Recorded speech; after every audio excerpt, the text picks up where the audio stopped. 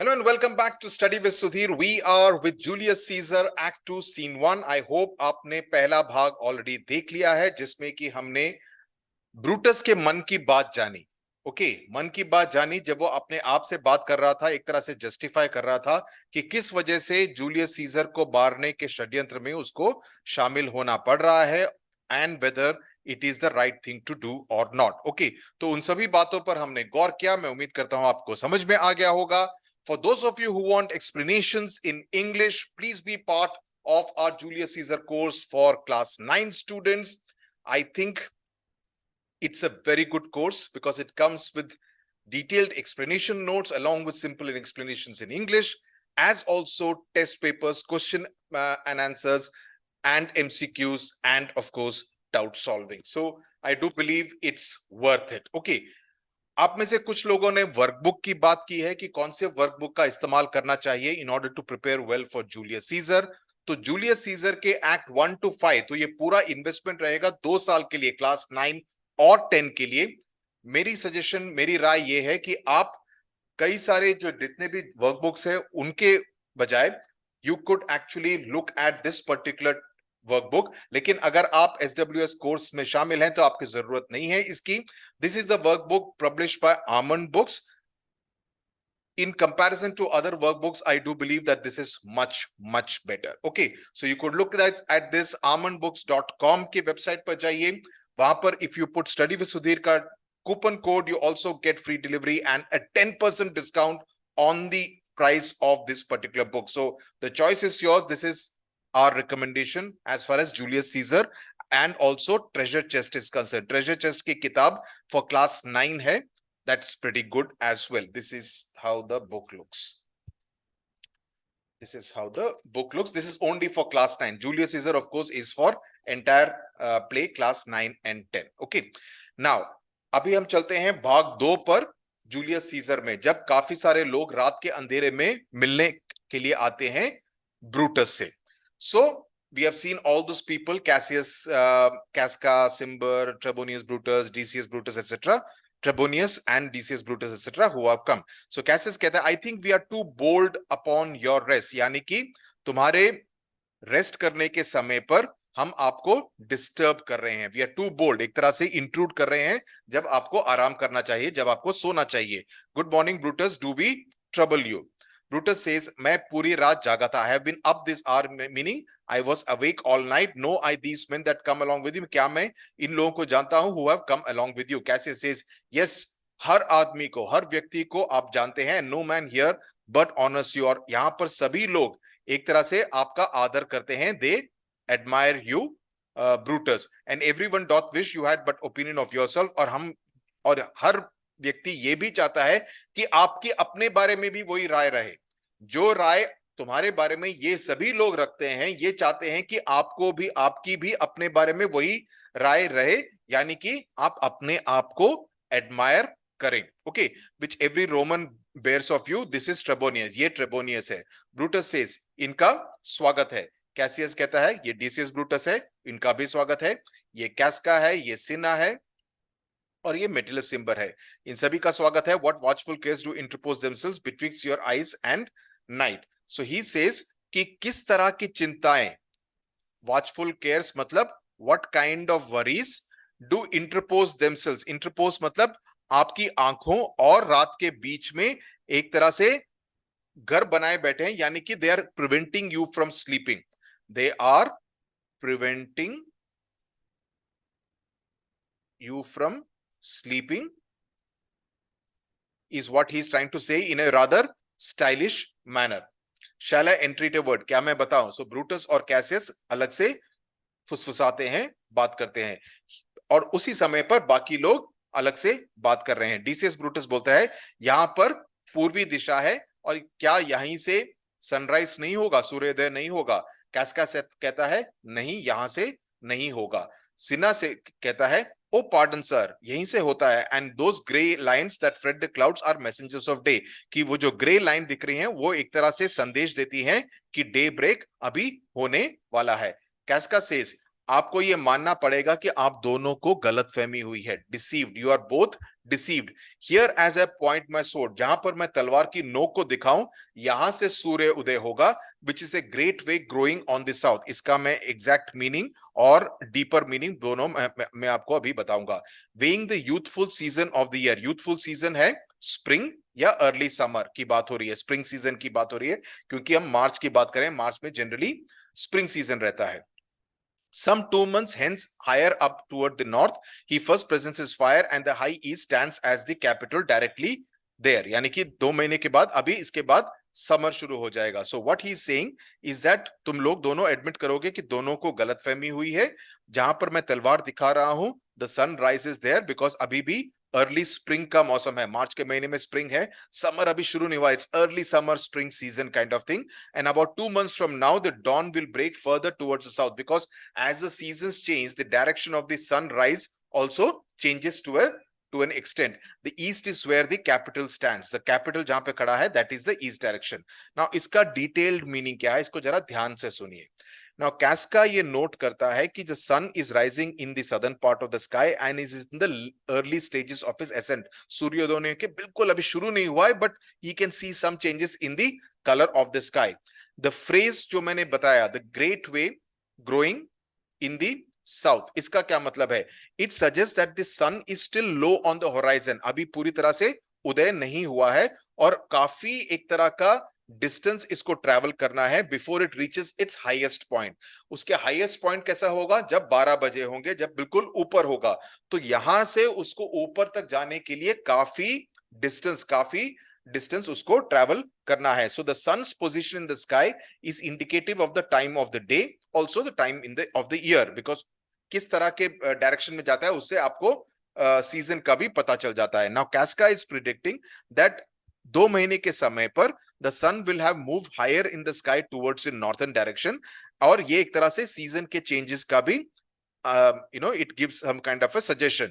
So the phrase he first presents his fire, इसका क्या मतलब है? He first presents his fire, he is referring to the sun presenting his fire, यानी कि जो sun का जो illuminating presence है, कि जो रोशनी प्रदान करता है, that movement towards the north, 2 महीने में it will move towards the north where it will present its fire, यानी कि सूर्य की रोशनी, that is a natural celestial movement, it's a natural movement of nature, कि 2 महीने में it will be moving more towards the northern direction and that kind of changes the seasons. अभी हम spring में है, तब हम समर में होंगे। लेकिन इसका एक ज्यादा डीपर मीनिंग भी है। The deeper meaning is that he is capturing the mood of uncertainty and the foreboding, जो बिकॉज कल को कुछ बड़ा होने वाला है, वो सीजर की हत्या करने वाले हैं। So it is something very dramatic that is going to happen. So the imagery of the sun और जो जितने भी सीजन्स के बदलाव की बात हो रही है,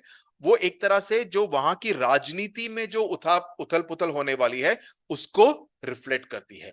सीजन्स के changing are reflecting the political changes that are going to take place in Rome. Okay, so in these lines he's basically using the rising sun as a metaphor for Julius Caesar. So Julius Caesar को rising sun के साथ एक तरह से compare किया गया है, उसकी जो पावर है जो ग्रो कर रही है उसको उसके लिए एक मेटाफर की तरह यूज किया गया है। और जब वो पूर्वी दिशा में अपनी तलवार को दिखाता है एंड कहता है कि it's a great way growing in the sun, so basically trying to say that Caesar is still a new figure in Roman politics, but he's gaining power very quickly. कि अभी भी रोमन राजनीति में वो एक नया खिलाड़ी है, लेकिन उसकी ताकत ज्यादा बढ़ रही है। लेकिन और अगले 2 महीने में he will kind of become more and more powerful. So basically trying to suggest that अगर उसके खिलाफ किसी भी तरह का ऑपोजिशन नहीं रहा तो वो बहुत ज्यादा ताकतवर बन जाएगा। So it's very interesting because sun is generally used as a metaphor for something positive, लेकिन Casca is here talking about something negative, कि जितनी ज्यादा सूरज की रोशनी होगी, Caesar being compared to the sun or the sun being compared to Julius Caesar, और अगर इसके खिलाफ कुछ किया नहीं गया तब ये ज्यादा से ज्यादा ताकतवर बन जाएगा। So that is what is being conveyed out here. So Brutus is telling Casca, give me your hands all over one by one. सब अपने हाथ दो, हम सब हाथ मिलाते हैं, and let us swear our resolution. No, no, not an oath, if not in the face of men, the sufferance of our souls at times abuse. So he says, नहीं, किसी भी तरह का ओथ लेने की जरूरत नहीं है. So Brutus is not in favor of Cassius's suggestion that they take an oath. So he says कि ओथ लेने की जरूरत नहीं है, कि अगर if the unhappy faces of men, the suffering of our own souls, the abuse of our time are not enough to motivate us, कि हमको इस काम को करने के लिए किस तरह की मोटिवेशन की जरूरत है, वो हमारे पास ऑलरेडी है, होनी चाहिए. और किस तरह के अब्यूज, किस तरह के मोटिवेशन की बात कर रहा है ब्रूटस? ब्रूटस कह रहा है कि हमारे जो दिल में जो उदासी है, हमारे चेहरों पर जो उदासी है, द सफरिंग, हमारे दिल में किस तरह की जो एक सफरिंग की भावना है, the abuse of our time, हमारे जो समय में जिस तरह का एब्यूज हो रहा है, all those things that he has talked about Caesar in the past, अगर ये सब काफी नहीं है हमको मोटिवेट करने के लिए, तो हम एक तरह से ब्रेक ऑफ कर दें. ये कॉन्स्पिरेसी को, इस षड्यंत्र को आगे बढ़ाने की जरूरत नहीं है. हमको किसी तरह के एक ओथ को लेने की जरूरत नहीं है, क्योंकि ये सारे कारण ऑलरेडी इस षड्यंत्र में शामिल होने के लिए काफी हैं. और इसके बाद सभी लोग अपने बिस्तर में जाके सो सकते हैं. इसके बाद कुछ फायदा नहीं है. In that case, let us allow the ambitious, high-sighted tyrant rule continue. तो हम एक तरह से जो ये टायरेंट, यानी कि जो high sighted tyrant tyranny Julius Caesar के राज के लिए बात कर रहा है, this also can be use as a key phrase for Julius Caesar said by Brutus. So till each man drop by lottery, so he says and kill each one of us. So वो एक एक करके हम सबको मार देगा. Lottery का मतलब वन बाय वन, एक एक को चुन चुनकर मार देगा. बट इफ दीज, सो वो एक तरह से अपने आप को प्रोटेक्ट करने की भी बात कर रहे हैं, कि अगर हमने कुछ नहीं किया तो हो सकता है कि एक एक करके वो हम सबको फिनिश कर देगा, who Julius Caesar. But if these, as I am sure they do, bear fire enough to kindle cowards and to steal with valor the melting spirits of women, then countrymen, what need we any spur but our own cause to prick us to redress. This again is an important part of the passage. So he is saying, लेकिन अगर ये कारण काफी powerful हैं, उसमें उनमें काफी ताकत है, उनमें काफी शक्ति है, तो और मैं काफी, मेरे को भरोसा है कि उनमें ये इस बात की ताकत है, तो इससे डरपोक भी एक तरह से प्रोवोक हो सकते हैं कुछ काम करने के लिए, और उनमें शक्ति आ सकती है. And the failing spirits of women, then countrymen, उससे ज्यादा हमको क्या चाहिए in order to set things right. Prick मतलब in order to spur us on to do things the right way. Okay, so Brutus is referring to the fact that he is a great leader who can inspire both courage and strength in others. So Brutus को विश्वास है कि उसकी personality ऐसी है कि वो दूसरों को एक तरह से इंस्पायर और मोटिवेट कर सकता है, और कहता है कि मैं तो औरतों को भी इंस्पायर कर सकूं, जो कि normally they are considered the melting spirits of women. कहने का मतलब यह है कि नॉर्मली औरतों को वीकर सेक्स के रूप में देखा जाता है, तो उनको भी मैं इंस्पायर करने के काबिल हूं. I have the ability to motivate and inspire even the weaker sex, that is the women of Rome, and make them feel brave and strong. So the phrase melting spirits of women is a reference to the stereotype. एक तरह का एक stereotype notion होता था औरतों के बारे में कि ये कमजोर सेक्स हैं, that they are more emotional, rationally behave नहीं करती हैं, लेकिन दिल से ज्यादा सोचती हैं, दिमाग से कम सोचती हैं. So Brutus is challenging the stereotype that he can inspire even the melting spirits of women in order to be brave and strong. उनको भी मैं ज्यादा ताकतवर बना सकता हूं. So he says, what bond do we need? कि इससे ज्यादा हमको what other oath than honesty to honesty engage. So इससे ज्यादा हमको किस oath की जरूरत है? इससे ज्यादा और किसी oath की जरूरत नहीं है. Who have given their word to act and not back down, to palter, right? So he says that that ensure that they will not this thing. So what other bond and secret romance that have spoken and will not palter, कि इससे पीछे नहीं हटेंगे.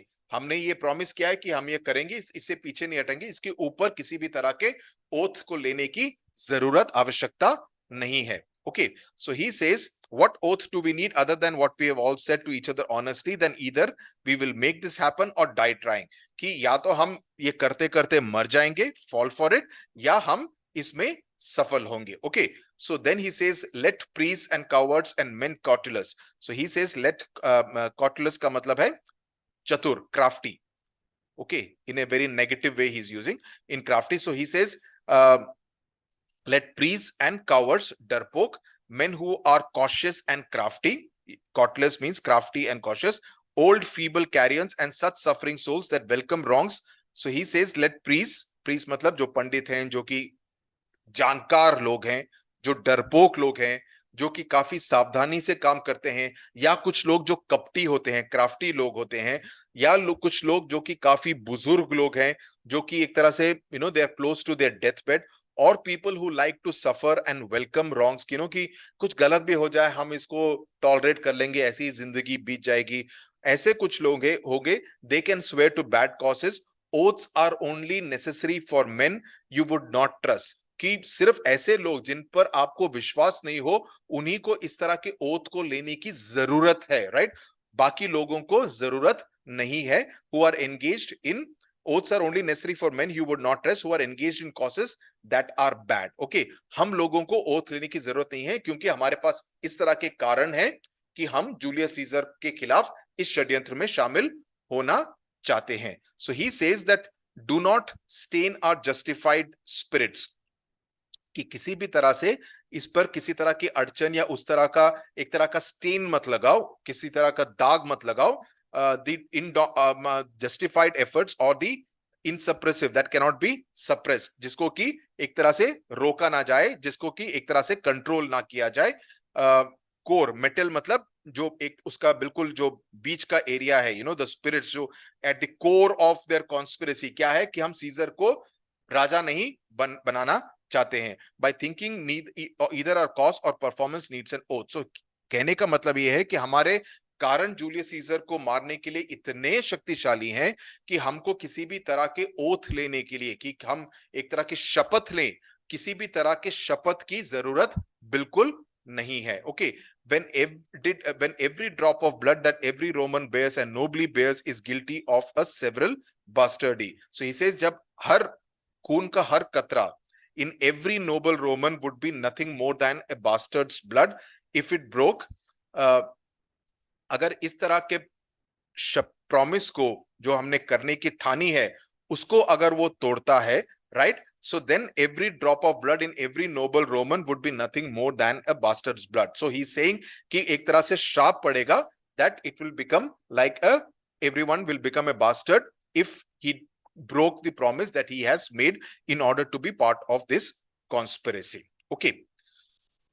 Now Cassius says,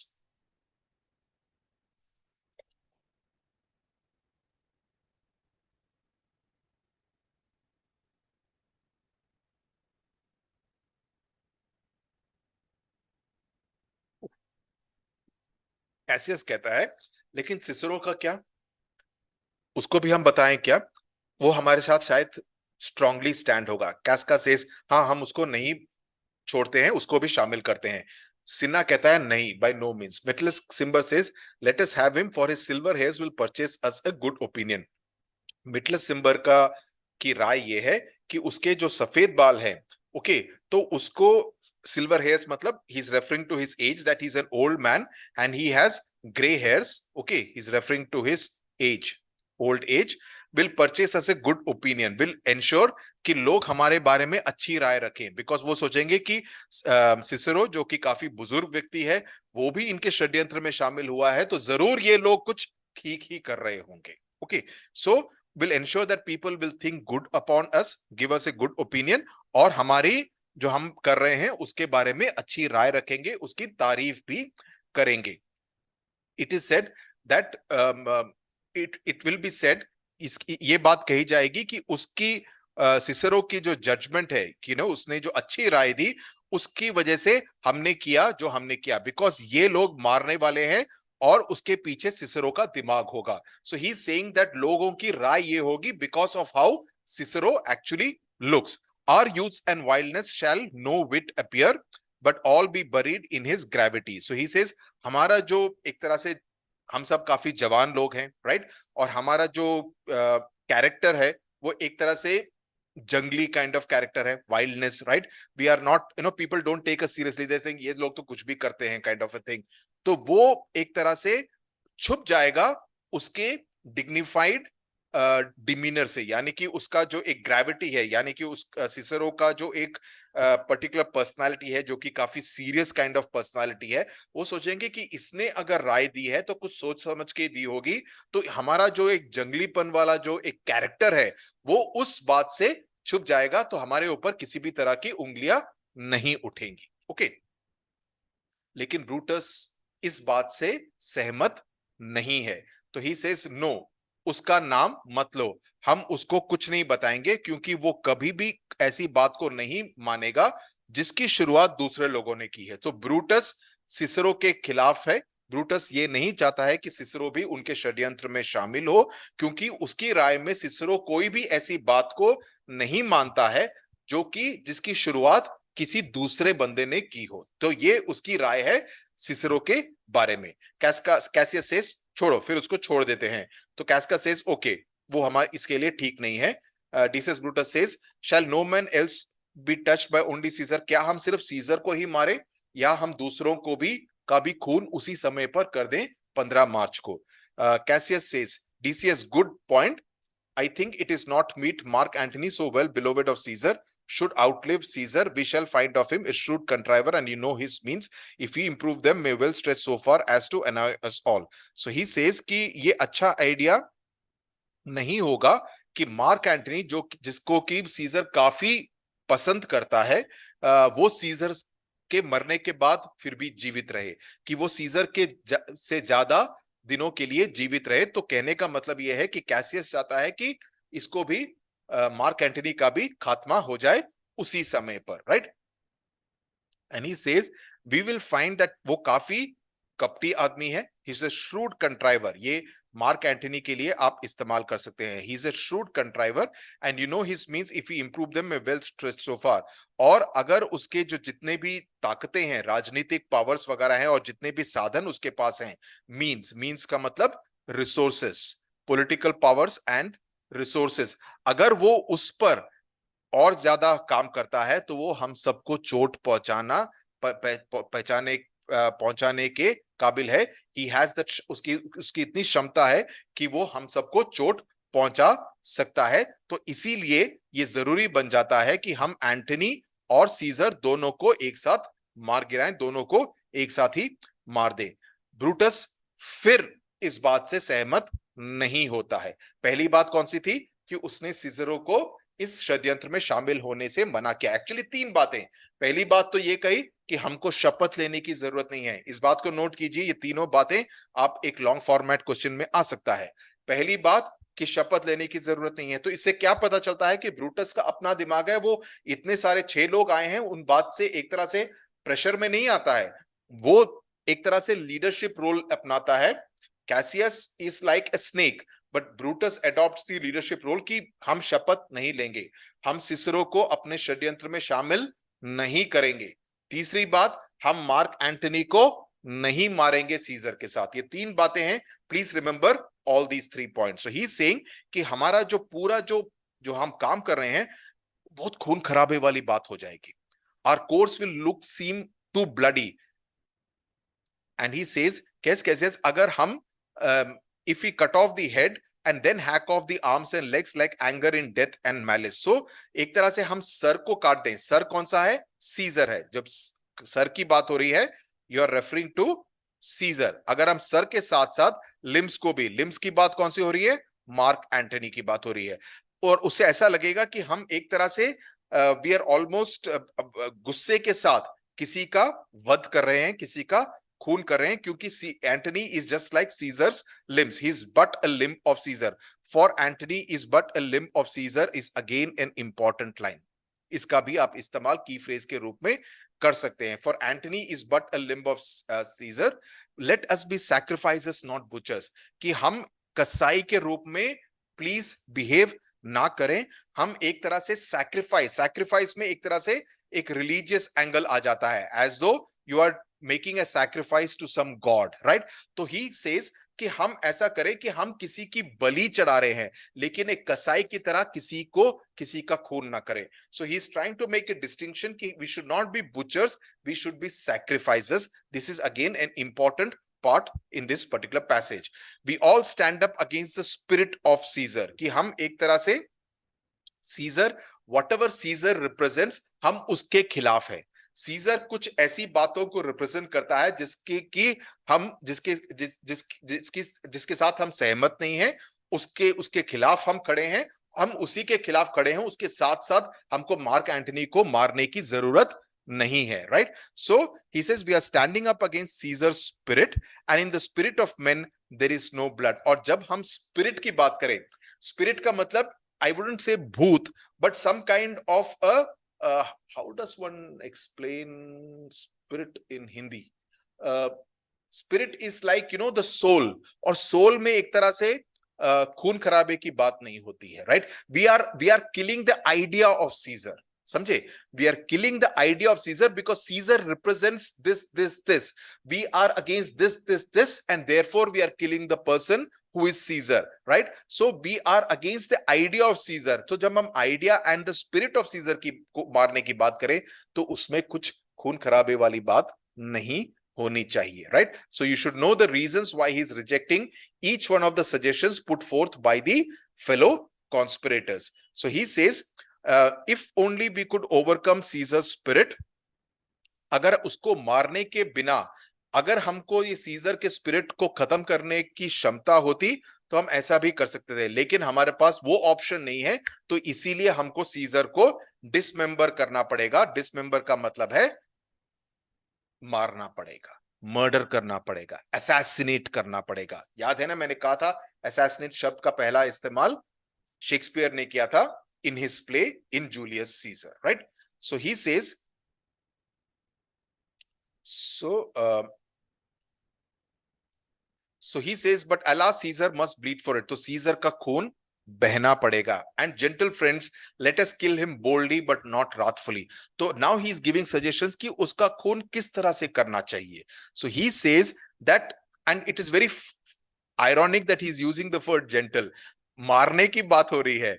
The next word is kill.